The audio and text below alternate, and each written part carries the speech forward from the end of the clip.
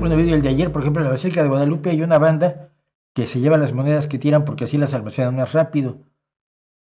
Sí, no, a ver, el sistema ya lo conté en el vídeo sobre la Guadalupana, porque sabemos cómo lo diseñó el arquitecto, Pedro Ramírez Vázquez, creo que fue el que diseñó la basílica, la nueva Basílica de Guadalupe, porque la otra, pese a la protección divina, se estaba derrumbando. Y ahí anda, ahí está todavía, pero no está usada porque corre el riesgo de derrumbe. Y entonces, tú no importa dónde eches el dinero, tú eches el dinero a San Judas Tadeo, pero luego guardas unos pesos para ponérselos a, a San Juan Chipitongo. Y luego te guardas otro dinero porque se lo vas a pasar a Santa María, a Santa Magdalena de la Salena. ¡Pam! Y luego otro pues para la Virgen María, para la Virgen Morena, ¿no? Para la Guadalupana. Y todos los lugares donde tú echaste dinero son como un embudo, o sea, son canales que todos van a dar a un mismo lugar que está en el sótano de la Basílica de Guadalupe.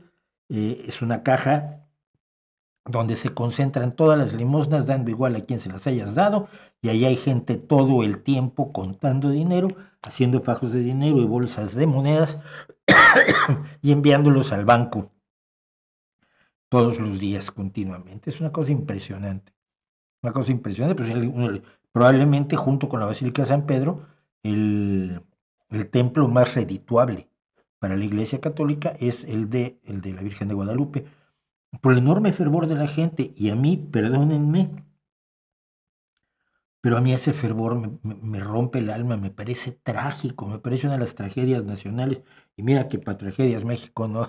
¿Cuántas quieres? Tenemos de sobra.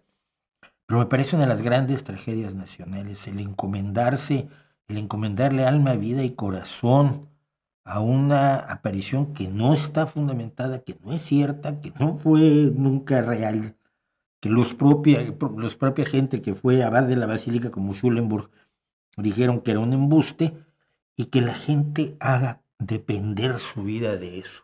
Y muchos me dirán, bueno, pero es que así adquieren esperanza. Y yo, sí, pero la esperanza de una mentira es una esperanza vana.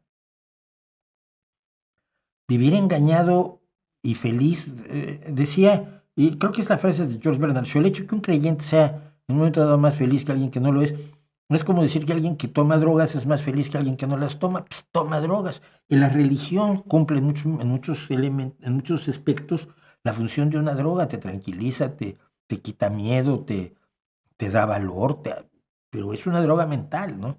Entonces yo veía y lo fui alguna vez a ver la devoción de la gente a la Basílica de Guadalupe, precisamente cuando fotografié la primera visita de Juan Pablo II a México.